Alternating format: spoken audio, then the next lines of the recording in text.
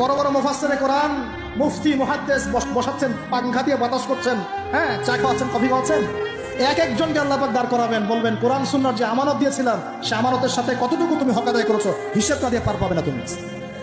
ফাইজলামি মনে করেছেন নাকি দিনকে? ঠিক একইভাবে সমাজের, রাষ্ট্রের দায়িত্ব আল্লাহ পাক যাদেরকে দিয়েছেন এক একজন ব্যক্তিকে আল্লাহ পাক দাঁড় করাবেন। দাঁড় করে জিজ্ঞাসা করবেন কোন কোন জনগণের কোন কোন হক তুমি নষ্ট করেছো, কার কার হক দিয়েছো, কার কার দেও নাই, সবার সামনে হিসাব দাও, তারপর জন্ম দেবে।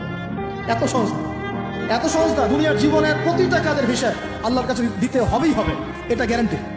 এই প্রতিটা মেয়েকে আল্লাহ জিজ্ঞাসা করবেন, তোমাকে পর্দার বিধান দিয়েছিলাম, কেন পর্দা করো?